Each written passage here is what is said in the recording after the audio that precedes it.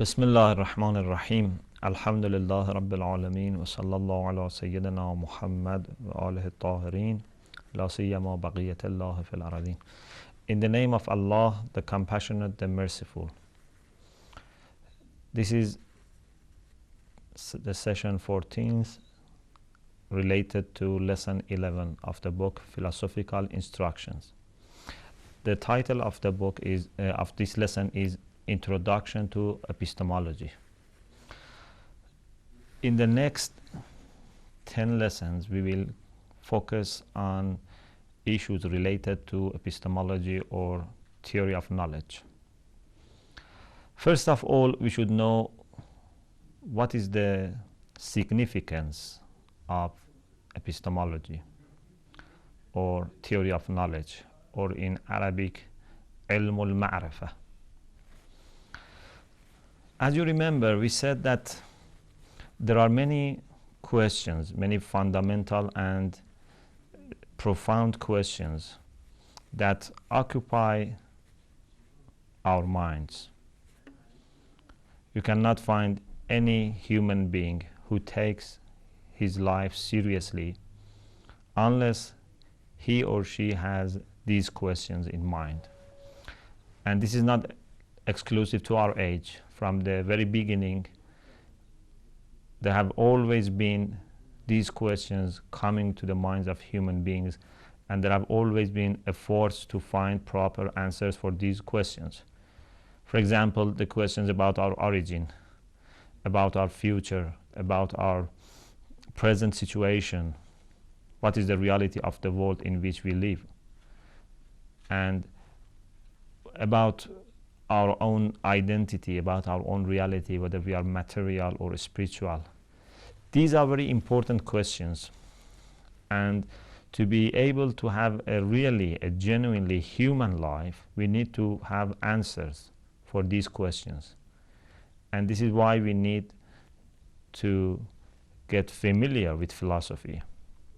You may not necessarily be a philosopher, but at least every intelligent human being needs to know something about philosophy, either in an academic way or sometimes not in an academic or systematic way.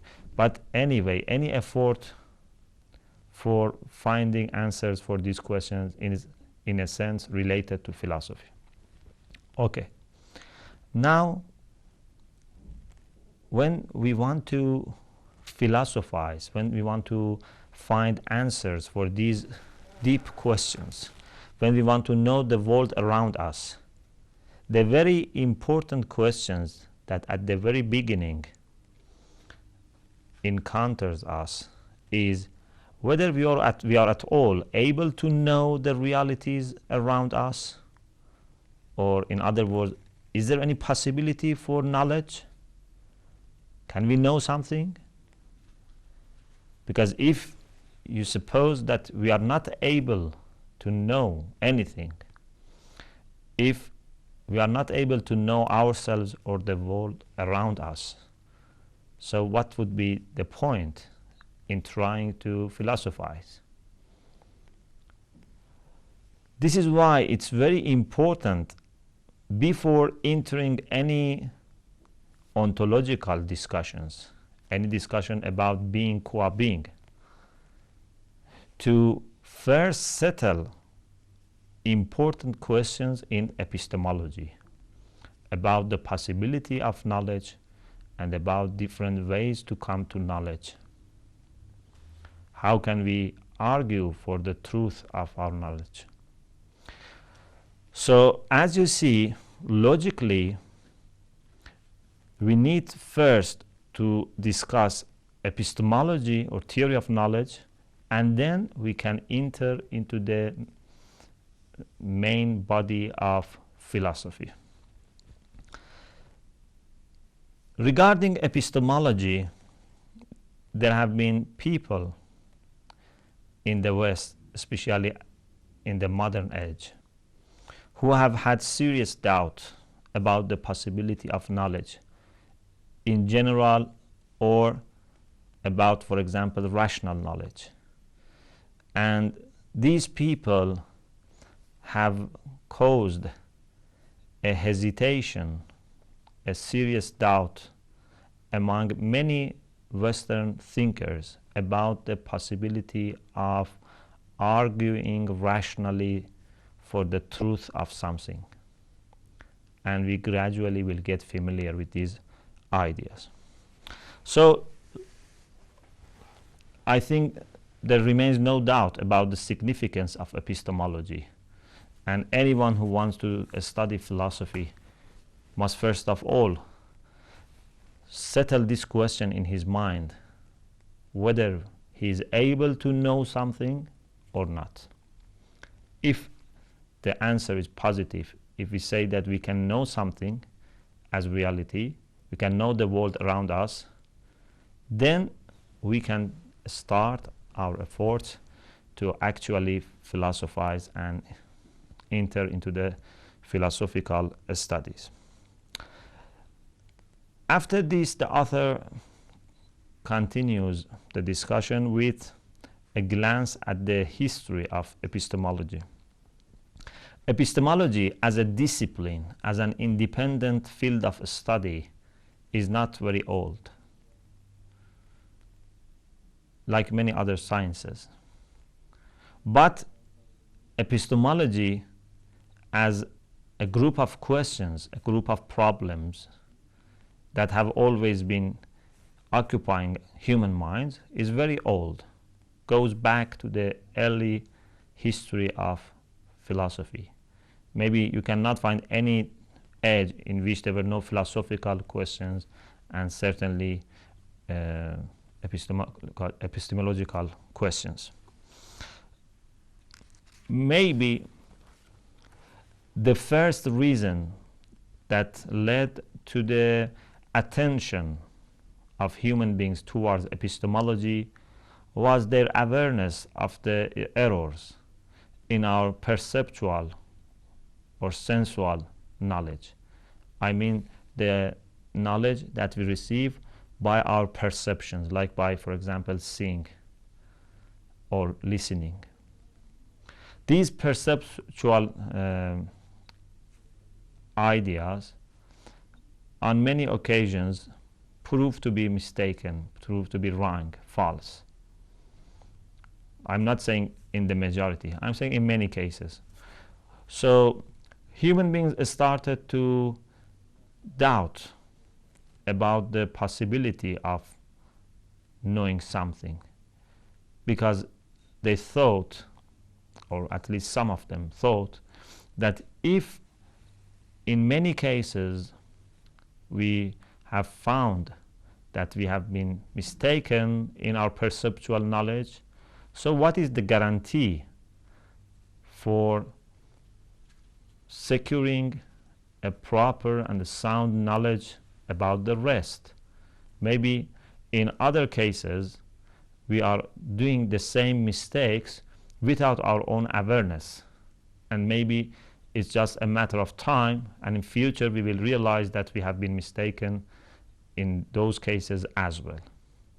So as soon as we find considerable amount of mistakes in some areas, then this doubt spreads out and affects other areas of our inquiries.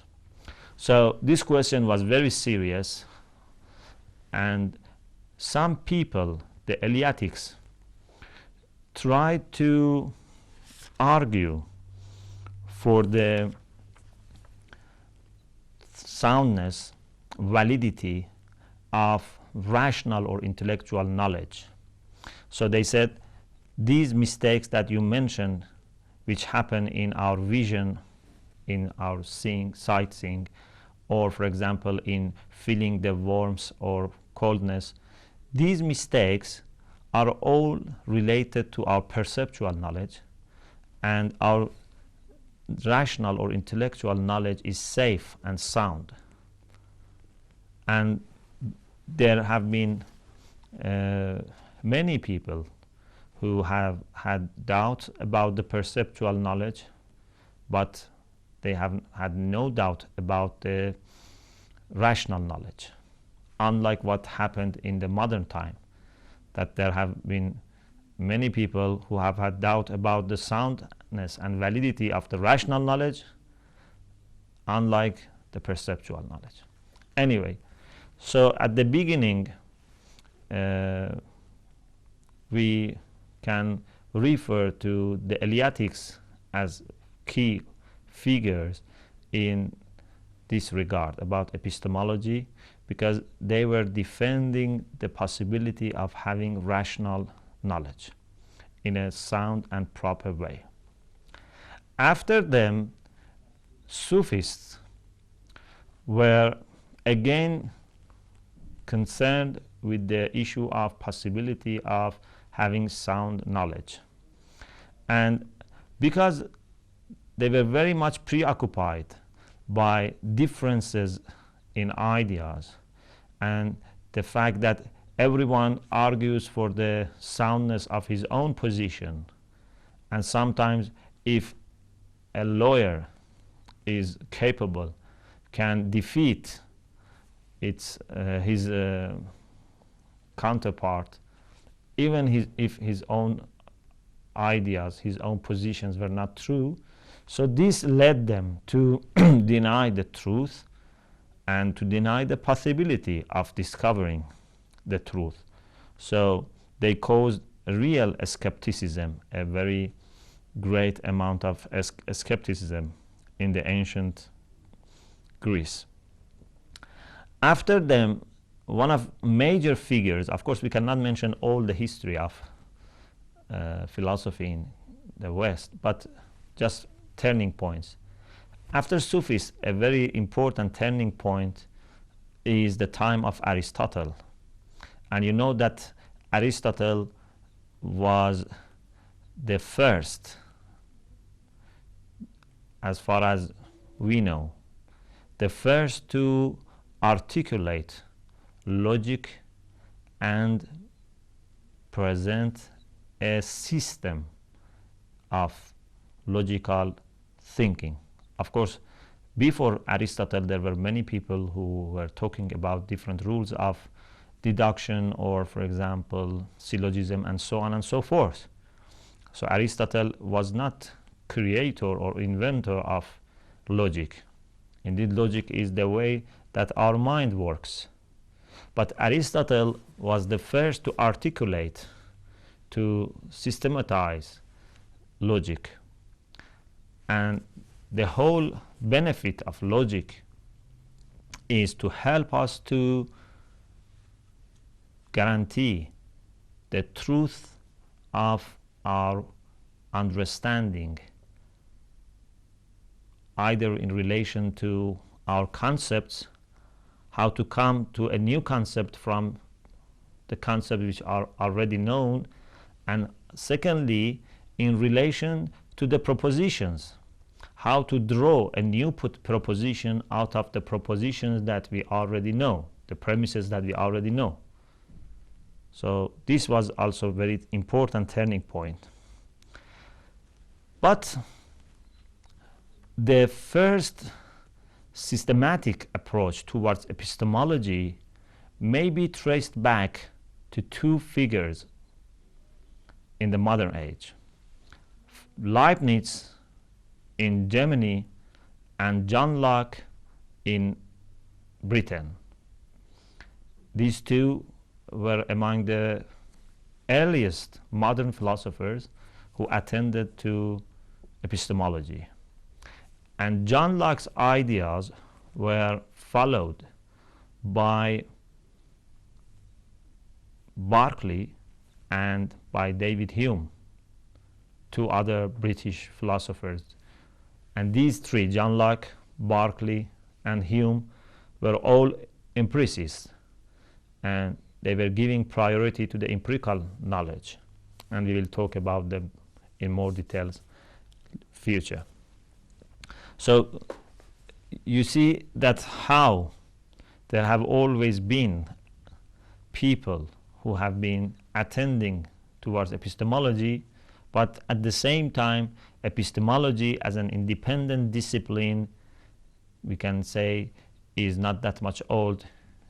It at most goes back to the time of people like Leibniz and John Locke, and this is something like, for example, 17th century.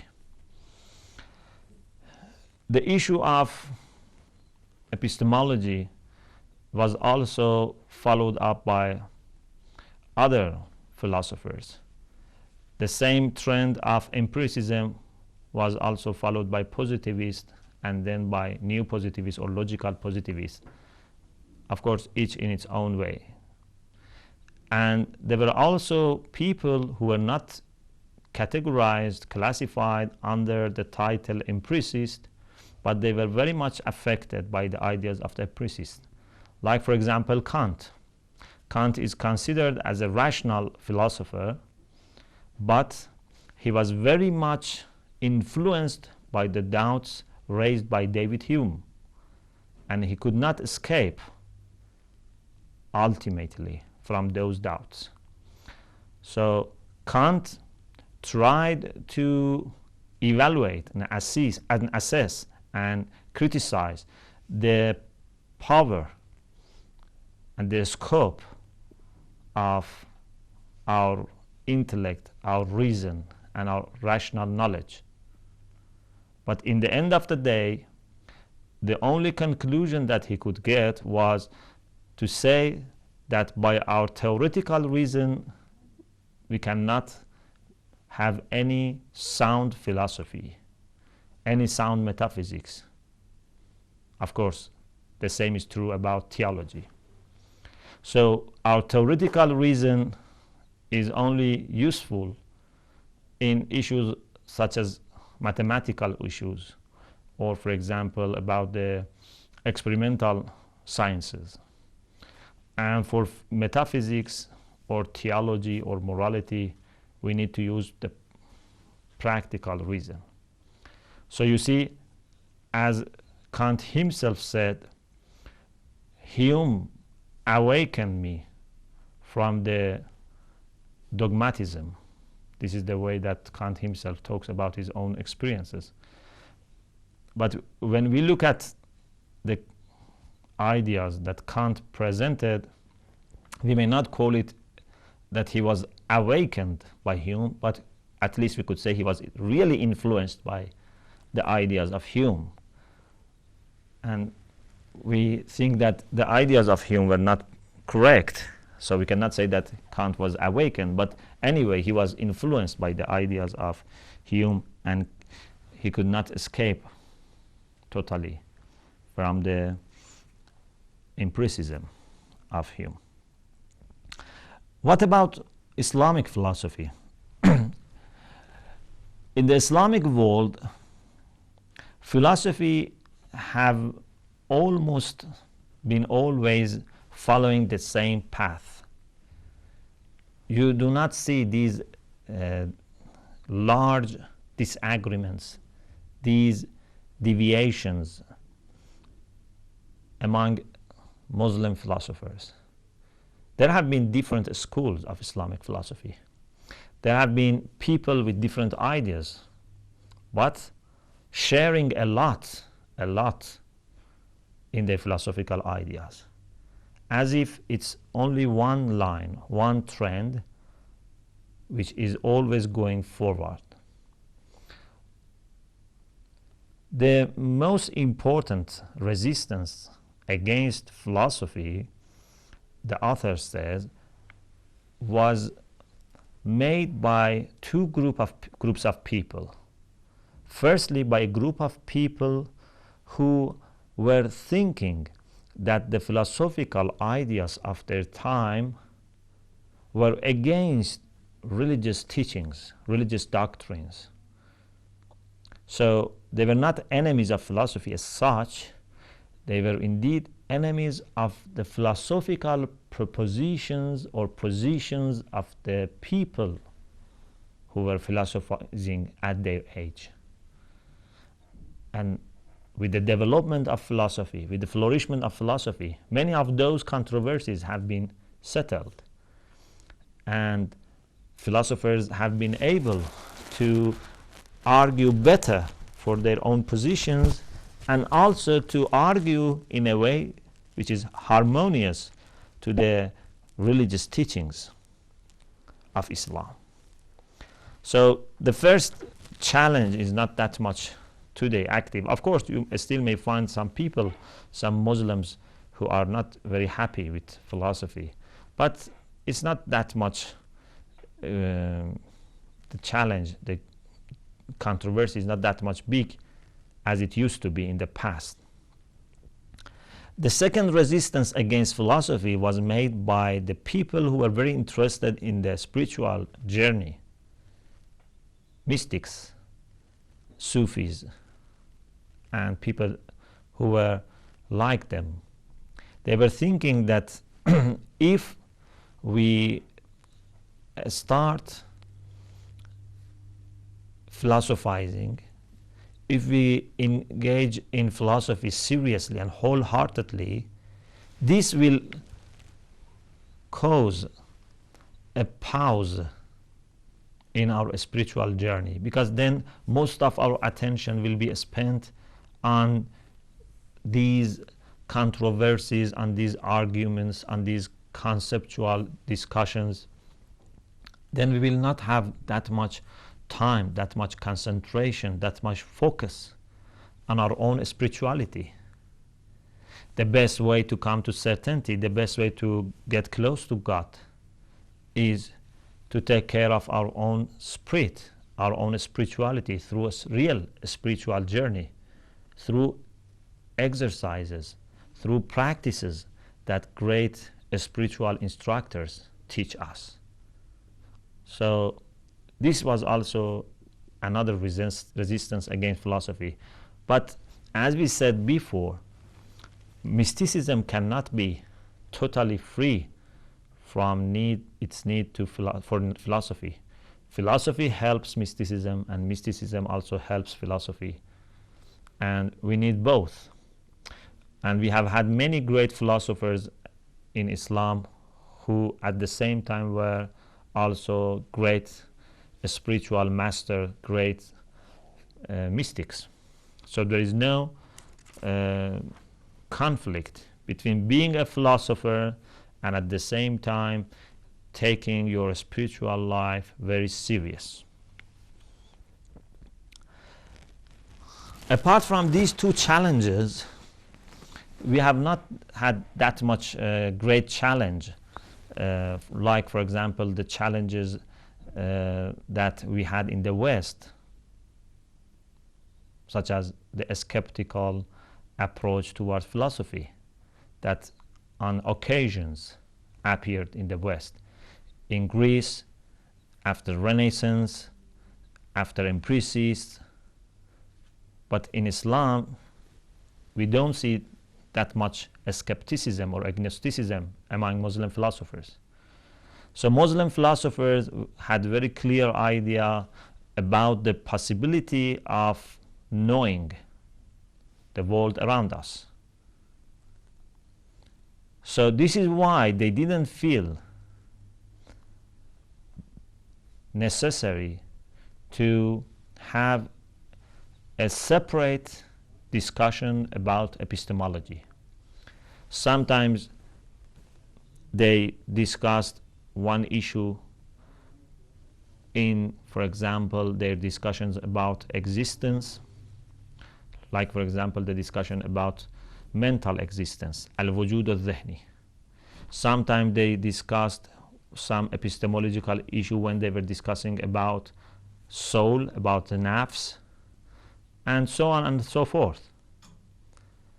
They didn't feel that it's necessary to combine all these separate discussions about epistemology in one place and present a system of epistemological positions.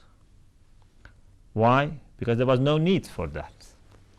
But now, in our time, in our age, because there have been so much controversies about epistemology, there have been many differences about the possibility of knowledge, So the author suggests that we should try to put all these questions together and to develop an Islamic epistemology, and then go on studying other aspects of philosophy, the conventional or ordinary discussions of philosophy, like discussions about existence, about different sorts of existence, and so on and so forth. So this is why in this book, after the first 10 lessons that we had, now we will have a second set of 10 lessons on epistemology. The first question here is, what is the definition of epistemology? And before defining epistemology, the author says that we should know what is the meaning of episteme, what is the meaning of knowledge. There are many, many different definitions of knowledge, or al-ilm. Not because there are controversies necessarily, but because there are different sorts of knowledge and different usage of the term al-ilm, or knowledge. But here, what we mean by knowledge is a very general concept.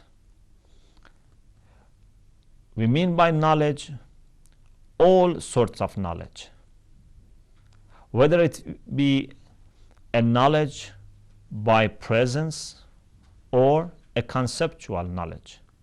Because inshallah we will see later that sometimes when I know something, it's because an image of that thing is present in my mind.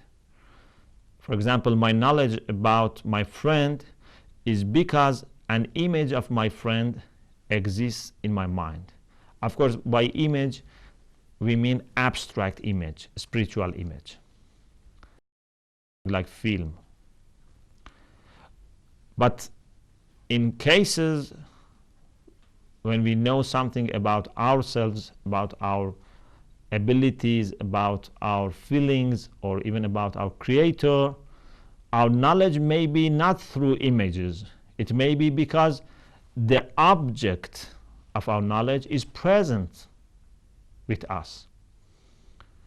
So my knowledge about myself may be through some concepts, maybe through image of myself that exists in my mind, or maybe direct, immediate, and that is what we call it knowledge by presence. So when you have a knowledge about yourselves, you don't need to use concepts necessarily. And when we are, for example, faced with difficulties and wholeheartedly we feel the presence of God, again, we may not need any concept to intermediate between us and our Creator. We may have direct and immediate knowledge of the object of our knowledge. So we have knowledge by presence, which is very much discussed in Islamic philosophy, but very, very rarely in Western philosophy. And many people are not familiar with this concept. And we have conceptual knowledge, which is through the existence of image of the object. And this in itself can be in two ways. Sometimes the knowledge is a particular knowledge, so you have the image of that particular in your mind, like image of your friend in your mind. And sometimes it's in a universal way. So instead of having the image of a particular or of an individual, you have a universal concept, like for example a knowledge of human being. So sometimes you know this person in a particular way, and sometimes you know him just as a human being, and just you use the concept of human being, which is very general, which is very broad. So we can have three sorts of knowledge: knowledge by presence, knowledge by a universal concept, and knowledge by a particular image. Of course, universal concept is also in a sense an image, but the author puts this in this way, and it makes no problem. So if you want to have it perhaps in a clearer way, you could say knowledge is either through images or by presence of the object itself. And the one which is through images is either through an individual or particular image or through a universal image. So we have three sorts of knowledge. In Western epistemology, they are mostly concerned with the conceptual knowledge. They don't discuss that much about knowledge by presence. But we will study knowledge by presence as well. So this is also a definition of knowledge. So epistemology or theory of knowledge or ilmul ma'rifah is a discipline in which problems or issues concerning knowledge in its all three forms are studied. And inshallah, in future we will see what is our position regarding different forms of knowledge. What is our position regarding the possibility of having safe and sound understanding of the objects of our knowledge. So, if I want to summarize our discussion today, I said that there are many important questions for which we need to study philosophy. But before doing any philosophical inquiry, investigation, we need first to know whether it is at all possible to know something or not. So this is why epistemology is very significant and very important. And before doing any metaphysics, we need to settle epistemological questions. And then we talked about a very, very quick review of the history of epistemology. And we said that in Greece, there were some people who raised serious doubts about perceptual knowledge. Then the Eleatics tried to defend rational knowledge. Then there were Sufis who had raised doubts about all different forms of knowledge and indeed about the truth. And then there was Aristotle who articulated logic. And then systematically Leibniz and Locke started to talk about epistemology, and then the ideas of Locke were followed by Berkeley and Hume and other positivists, and then we talked about Kant, how he was influenced by Hume. And among Muslim philosophers, we said that the issue of epistemology was not that much important. They were never faced with these doubts about the possibility of knowledge in a serious way. So this is why they didn't feel that it's necessary to have a separate discussion about epistemology. They had different, scattered discussions about epistemological issues whenever needed. And the author says, today, because we are faced with these challenges, because of the encounter that exists between us and the people who are studying Western ideas, so we need to have a separate discussion about epistemology. And in the next lessons, which will be about 10 lessons, we will have a good discussion. I'm not saying very detailed because it's not enough, just 10 lessons, but we will have good discussion about main questions of epistemology. And finally, we talked about the definition of knowledge, and we said we mean by knowledge here knowledge by presence and the conceptual knowledge, which is knowledge through images. And it can be either by the presence of an individual or particular image of something, or by having a universal concept of something. وآخر دعوانا أن الحمد لله رب العالمين.